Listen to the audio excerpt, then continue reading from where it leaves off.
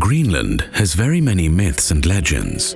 Many of the stories originate from the idea that nature has balance. Nature must be respected, otherwise the imbalance will cause bad times for man. The stories often include Greenlandic shaman, an Angakok. An Angakok was a person with special abilities. Through drumming and rituals, he could enter a state of trance and gain access to the invisible spirit world. On his journey, the Angakok was accompanied by his spirit helpers who helped him if he faced challenges.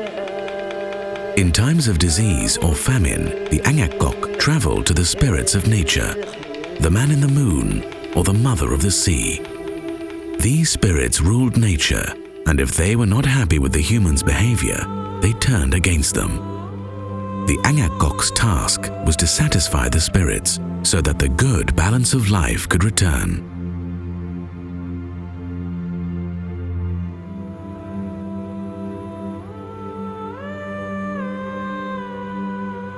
The story of the Mother of the Sea tells about one time that people in a settlement were suffering from hunger because they could not catch food.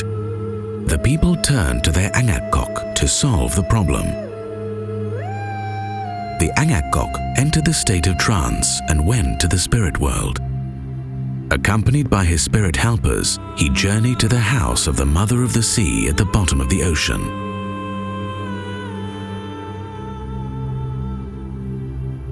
When the Angakok reached the house, he saw a giant dog sitting on the roof, growling at him.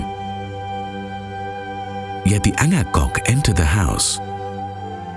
Inside the house sat a huge woman. She was upset and looked angrily at him.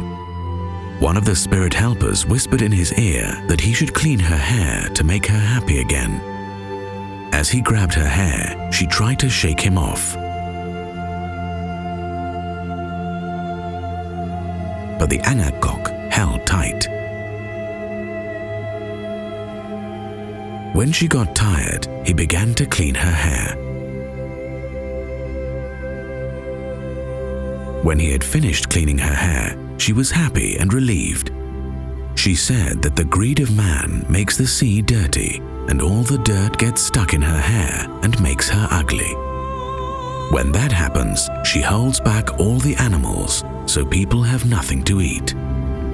This way, people can learn to think about their doings. Only when her hair is cleansed, she releases the animals. On his way back to the settlement, the Mother of the Sea asked him to tell people to think about their doings and not hunt more animals than they need to eat. Then she released all the animals, so nature once again became rich in wildlife, and man would not starve anymore.